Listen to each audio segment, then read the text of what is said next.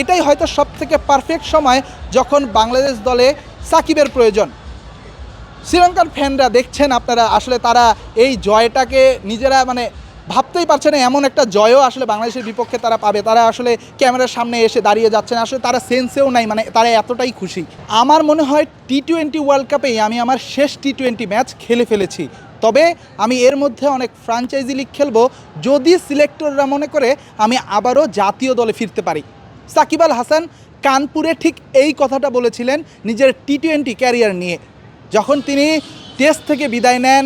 নিজের শেষ টেস্টটা আসলে তিনি ঢাকার মাটিতে খেলতে চেয়েছিলেন, মিরপুরের মাটিতে খেলতে চেয়েছিলেন। ওয়ানডে ফরম্যাটটা এখনও চালিয়ে যাবেন তিনি এটা বলেছিলেন, এবং টি-20 নিয়ে তিনি এমনই একটা কথা বলেছিলেন। সাকিব আল হাসান গ্লোবাল সুপার লিগে সেন্ট্রাল ডিস্ট্রিক্টসের বিপক্ষে 37 বলে খেলেছেন, 58 রানের একটা ইনিংস, 7টা 4 1টা 6। Shakib Al Hasan world class, world number 1 allrounder, যিনি দীর্ঘ সময় ধরে প্রপার খেলার বাইরে আছেন। যখনই খেলতে নেমেছেন তখন তিনি বুঝিয়েছেন সাকিব আল হাসান আসলে কি জিনিস, কিংবা সাকিব আল হাসানের সামর্থ্যটা কত বেশি, কতটুকু। বাংলাদেশ একই সময়ে যখন খেলতে নেমেছে এমন একটা একাদশ নিয়ে নেমেছে যেখানে মানুষ আসলে রিসার্চ করেও বুঝতে পারছে না এটা কোন একাদশে শ্রীলঙ্কার বিপক্ষে প্রথম যে টি-20টাতে সেটাতে বাংলাদেশ খেলতে নেমেছে। 4 জন ওপেনার, লিটন কুমার দাস, পারভেজ হোসেন ইমন, তানজিদ তামিম এবং নাঈম শেখ, যিনি তার ক্যারিয়ারে ঘরোয়া হোক কিংবা টি-20 কিংবা ইন্টারন্যাশনাল যেখানেই হোক কখনো ওয়ান ডাউনের নিচে নামেনি। সেখানে নাঈম শেখকে আপনি 4 নম্বরে নামিয়েছেন। লিটন কুমার দাস, আপনি ক্যাপ্টেন্সি করছেন নাকি জাস্ট এটাকে মকারি ভাবছেন? আপনি করতে চাচ্ছেনটা কি এটা ঠিক আসলে বাংলাদেশের জনগণ কিংবা খেলা যারা বুঝে তাদেরও মনে হয় না এই জিনিসটা আসলে মাথায় আসবে। আপনি যে একাদশটা নামিয়েছেন এই একাদশের ব্যাখ্যাটা আসলে কি হতে পারে? আপনি নাঈম শেখকে 4 নম্বরে নামিয়েছেন, নিজে 3 নম্বরে নামলেন, কিন্তু নেমে আসলে পুরো খেলাটার যে মোমেন্টামটা সেই মোমেন্টামটাই আপনি নষ্ট করে দিয়েছেন। যখন বাংলাদেশের 2 জন ওপেনার পারভেজ ইমন এবং তামিম যখন একটা ভালো শুরু করলো, দুজনেই আসলে একটা যেটা দরকার আর কি, ওপেনিং পার্টনারশিপে যেটা দরকার সেটাই আমরা পেয়েছি। যদিও তামিম একটু যখন ইমন মেরেছেন তখন তামিম আসলে স্লো খেলেছেন, এটা নিয়ে প্রশ্ন হতে পারে, এটা নিয়ে কথা হতে পারে তামিমও একই সাথে আসলে নিজের খেলাটা খেলতে পারতো কিনা, কারণ এটা একটা মডার্ন ক্রিকেটে আপনি প্রথম 6 ওভারে আসলে যতটা রান পারেন এগিয়ে রাখতে হবে। সেক্ষেত্রে 2 জন ওপেনারকে কিংবা 2 জন ব্যাটারকেই আসলে একই সাথে খেলতে হয়, একটু এগ্রেসিভ খেলতে হয়। সেখানে তামিম কিংবা ইমন তাদের আসলে বোঝাপড়াটা ভালো হচ্ছিল দেখে এমন একটা ইনিংস শুরু করে দিয়েছেন।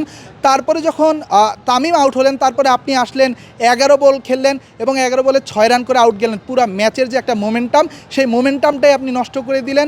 পারভেজ হোসেন ইমনের ওপর আপনি একটা প্রেশার ক্রিয়েট করলেন, যার জন্য পারভেজ হোসেন ইমনও দীর্ঘ সময় আসলে দীর্ঘ কয়েকটা বল রান না হয়, বাউন্ডারি না হয়, পারভেজ হোসেন ইমন এমন একটা বলে আসলে বাউন্ডারি মারতে গিয়ে ক্যাচ আউট হয়েছেন। লিটন যখন ক্রিজে নামে তখন বাংলাদেশের পজিশনটা খুবই ভালো ছিল, এবং লিটন যদি নিজের খেলাটা খেলতো, বিশ্বাস করেন 11টা বল লিটন খেলেছেন, 11টা বলে মনে হয়েছে লিটন কুমার দাস এই বলে হয়তো আউট যাবেন।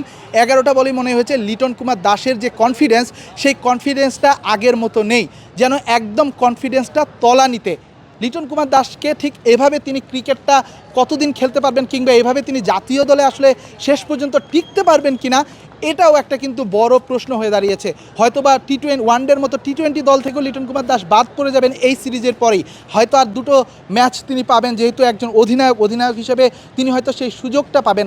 কিন্তু আজকের যে একাদশ কিংবা আজকের যে বাংলাদেশের ব্যাটিং অর্ডার কিংবা বোলিং অর্ডার, এই যে সিলেবাসের বাইরে গিয়ে এমন একটা পরিকল্পনা, একটা ম্যাচে আপনি একটা ডিসিশন নিতে পারেন, যেটাকে গ্যাম্বলিং বলে খেলার ভাষায়, যে আপনি গ্যাম্বল করতে পারেন, আপনি একটা সিলেবাসের বাইরে থেকে কোনো একটা জিনিস ট্রাই করতে পারেন। কিন্তু আপনি যখন প্রতিটা ডিসিশনে আসলে সিলেবাসের বাইরে যাবেন তখন আসলে ক্রিকেট খেলাটা হয় না, যেটা হয়েছে শ্রীলঙ্কার পাল্লেকেলে ইন্টারন্যাশনাল স্টেডিয়ামের মাঠে।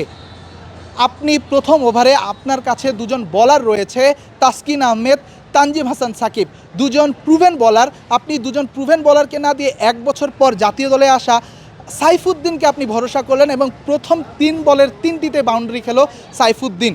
মানে আপনি হয় সাইফুদ্দিনের ক্যারিয়ার নিয়েও আপনি শঙ্কায় ফেলে দিতে চেয়েছেন, কারণ এমন একটা চাপের মোমেন্টে যেখানে আপনার রান কম, আপনার রান আসছে 160ও হয় নাই, সেখানে আপনি সাইফুদ্দিনকে প্রথম ওভার দিলেন আপনার বেস্ট বলার তাসকিনকে রেখে। আপনি আজকে একাদশ সাজিয়েছেন, একাদশে আসলে 8জন ব্যাটসম্যান, যেখানে 8জন ব্যাটারের আপনি দ্বিতীয়তে নিজে তৃতীয়তে নামলেন, পরে নাইম শেখকে নামালেন, তারপরে মিরাজকে আনলেন, যখন আপনার কাছে শামীম পাটোয়ারির মতো একজন স্ট্রাইকার, একজন এগ্রেসিভ ব্যাটার আপনার পাইপলাইনে রয়েছে, আপনার ব্যাটিং অর্ডারে রয়েছে। শামীম পাটোয়ারি 5 বল পেয়েছেন, 14 রান করেছেন। শামীম পাটোয়ারি যদি মিরাজের মতো 20 বলের বেশি পেতেন, হতে পারতো রানটা আরও 30 রান বেশি। কিংবা রিশাদ হোসেন যখন গ্লোবাল সুপার লিগ খেলতেছে, কিংবা বাইরের যত ফ্রাঞ্চাইজি লিগ খেলেছেন, যেখানে খেলেছেন নিজেকে প্রুভ করেছেন, অল্প বলে রান করার প্রবণতাটা বেশি। আপনি রিশাদকে নামালেন না, আপনি মেহেদিকে নামালেন আগে, নিজে নামলেন আগে, এবং ম্যাচটাকে একেবারে স্লো করে দিলেন। বাংলাদেশের রানটা 30 থেকে 40 রান কম হয়েছে ঠিক ওখানেই। যেই ডিবেটগুলো আসলে সবসময় চলে আসে, বাংলাদেশ 30 রান কম করেছে কিংবা 40 রান কম করেছে, এই ডিবেটটা আজও থাকলো, এবং আজও বাংলাদেশ খুব বাজেভাবে আসলে শ্রীলঙ্কার কাছে হারলো। হার জিত খেলায় থাকবে, এটা খুবই স্বাভাবিক, যে কোনো একটি দলেই তো জেতে। কিন্তু আপনি আসলে হারতেছেন কিভাবে, এটা নিয়েও কিন্তু আপনার প্রশ্ন উঠবে। লিটন কুমার দাসের ক্যাপ্টেন্সি, এর আগে ক্যাপ্টেন্সি নিয়ে প্রশংসা হয়েছে, কিন্তু আজ যেটা আসলে শ্রীলঙ্কার বিপক্ষে প্রথম ম্যাচে যেভাবে আসলে বাংলাদেশকে নিয়ে ট্রাই করেছেন কিংবা টেস্ট করেছেন, এই টেস্টটা দেখে এখানে আসা গণমাধ্যম যারা রয়েছে বা কিংবা প্রেস বক্সে যারা শ্রীলঙ্কান গণমাধ্যমও রয়েছে, তারাও আসলে অবাক হয়েছে এই 11টা দেখে। আপনার 11-এ প্রুভেন বলার বা প্রপার বোলার আসলে কতজন, পেসার কতজন? আপনার পেসার আসলে ধরতে গেলে 2জন, তানজিম সাকিব আর তাসকিন। আপনার সাইফুদ্দিন দীর্ঘদিন ধরে খেলে না, তাকে আপনি ডিরেক্ট এসে তাকে মেইন বোলার হিসেবে ভাবাটা, এটা কতটা যুক্তিযুক্ত, এর প্রমাণ কিন্তু মাঠে পেয়েছে বাংলাদেশ। আপনার স্পিনারের ক্ষেত্রে মেহেদি মিরাজকে আপনি নিয়েছেন। মেহেদি মিরাজ কি গত বিপিএল বাদে গত জাতীয় দলের হয়ে তার পারফরমেন্সটা আসলে বোলিংয়ে কতটা বেশি? মেহেদি মিরাজ আজকেও ব্যাটিং করেছেন, ধরতে গেলে উনি একটু রান করেছেন আসলে, তারপরও সেই রানটা কিন্তু যথেষ্ট নয়। মেহেদি মিরাজ যে পজিশনে খেলে 5 নম্বর পজিশনে, ঠিক এই 120-30 স্ট্রাইক রেটে ব্যাটিং এখনকার ক্রিকেটে অন্তত চলে না।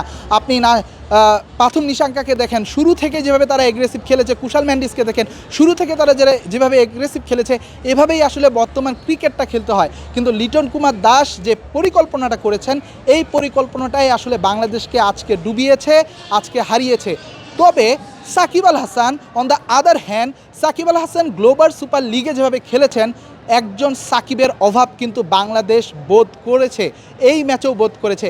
একজন সাকিব যিনি আসলে মিডল অর্ডারে ব্যাট করেন, অল্প বল খেলে বেশি রান করেন, বল হাতে উইকেট নেন, সাকিব যেভাবে আজকে খেলেছেন, মনে হয় না সাকিব আরও 2 থেকে 3 বছর ইজিলি বাংলাদেশ জাতীয় দলের হয়ে সার্ভিসটা দিতে পারেন। এটাই মনে হয় সব থেকে মোক্ষম সময়, যখন বাংলাদেশ দলে সাকিবের প্রয়োজন। এটাই হয়তো সব থেকে পারফেক্ট সময়, যখন বাংলাদেশ দলে সাকিবের প্রয়োজন। শ্রীলঙ্কার ফ্যানরা দেখছেন আপনারা, আসলে তারা এই জয়টাকে নিজেরা মানে ভাবতেই পারছে না, এমন একটা জয়ও আসলে বাংলাদেশের বিপক্ষে তারা পাবে। তারা আসলে ক্যামেরার সামনে এসে দাঁড়িয়ে যাচ্ছে না, আসলে তারা সেন্সেও নাই, মানে তারা এতটাই খুশি। কিন্তু মানে বাংলাদেশের অবস্থা, বাংলাদেশের জন্য সেন্সটাই খাটায় না নিজেদের খেলায়, নিজেদের পরিকল্পনায়, কিংবা নিজেদের মাঠের পারফরমেন্সে। সাকিবের কথা বলছিলাম, এটাই হয়তো মোক্ষম সময়, কিংবা এটাই হয়তো পারফেক্ট টাইম সাকিবকে আবারও জাতীয় দলের সাথে যোগ করা। কারণ বাংলাদেশ দল একটা পারফর্মারের অভাবে ভুগতেছে, বাংলাদেশ দল একজন অভিজ্ঞ ব্যাটার কিংবা অভিজ্ঞ ক্রিকেটারের অভাবে ভুগতেছে, এবং সেই ভোগাটার জন্যই কিন্তু বাংলাদেশ এমন ধরনের সিরিজগুলোতে বিপক্ষ দল কিংবা প্রতিপক্ষ দলের কাছে কোনো পাত্তাই পায় না। যতদিন এভাবে খেলা চলবে, যতদিন এভাবে পরিকল্পনা চলবে, বাংলাদেশের ক্রিকেটের উন্নতি হবে বলে আমার তো অবশ্যই ডাউট। সাথে বাংলাদেশের যারা ক্রিকেট নিয়ে চিন্তা করে, তাদের মনেও হয়তো প্রশ্ন জাগবে, এভাবে আর কতদিন। ক্যান্ডির পাল্লেকেলে ইন্টারন্যাশনাল ক্রিকেট স্টেডিয়াম থেকে রেদওয়ান শাওন, শ্রীলঙ্কা।